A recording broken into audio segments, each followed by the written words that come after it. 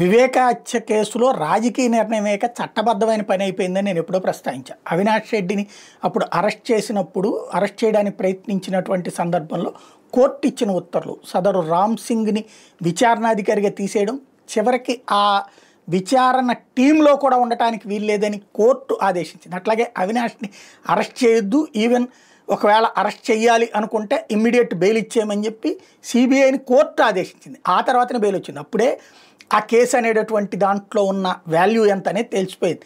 సుధా సింగ్ ఇచ్చినటువంటి నివేదిక, రామ్ సింగ్ దాన్ని మార్చి రాజకీయంగా తీసుకురావాలనుకున్నటువంటి ప్రయత్నంలో ఉన్న తేడా అదే. ఇప్పుడు ఆ కేసుని మళ్ళీ మొదటి నుంచి విచారించాలంటూ ఆయన కుమార్తె, తనతో పాటుగా ఇప్పుడు మొన్న సిబిఐ ఏదైతే ఈ బెయిల్కి సంబంధించినటువంటి ఇష్యూస్లో అడిగినటువంటి సందర్భంలో సిబిఐ ఇంకా ఏమన్నా విచారిస్తారా, ఇంకా వీళ్ళని ఎట్లాగే ఉంచాలా అని అడిగినటువంటి సందర్భంలో అప్పుడు అనగా తేల్చాలి. ఇప్పటికీ 3 వాయిదాలైనా ఇంకా వాయిదాలు కోరుతోంది సిబిఐ. అంటే పొలిటికల్ డెసిషన్ తీసుకోవాలి. కేంద్ర ప్రభుత్వం మీదన రాష్ట్ర ప్రభుత్వం ఒత్తిడి తీసుకొచ్చి సిబిఐ చేత ఇంకా దర్యాప్తు చేయించి అవినాష్ రెడ్డిని మళ్ళీ జైలుకి పంపించాలన్న సునీత కోరిక తీరుస్తారా, లేకపోతే కనుక సిబిఐకి వాళ్ళ పని వాళ్ళది ఎంతవరకు అయిందన్నటువంటి దాని మీద తేలుస్తారన్నది చూడాలి.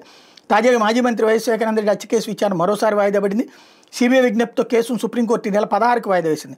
గత విచారణ సందర్భంగా వివేక హత్య కేసులో తదుపరి దర్యాప్తు అవసరమా లేదా, నిందితుల కస్టోడియల్ విచారణ చేయాలా వద్దా, నిందితులు ఎంతమంది బెయిల్ రద్దు చేయాలో తెలియజేయాలని ప్రతి అంశానికి సంబంధించి సమగ్ర వివరణ ఇవ్వాలని న్యాయస్థానం సిబిఐని ఆదేశించింది. అయితే మంగళవారం justice MM Sundaresh, justice Satish Chandra Sharma ధర్మాసనం ఎదుటి కేసు విచారణకు వస్తే అఫిడవిట్ దాఖలు చేయడానికి ఇంకా టైం కావాలని సిబిఐ తరపున అదనపు సోలిసిటర్ జనరల్ ఎస్వి రాజు కోరారు. ఆ విజ్ఞప్తిని పరిగణలోకి తీసుకున్న ధర్మాసనం కేసును సెప్టెంబర్ 16న మధ్యాహ్నం 2 గంటలకు విచారిస్తామని చెప్పింది.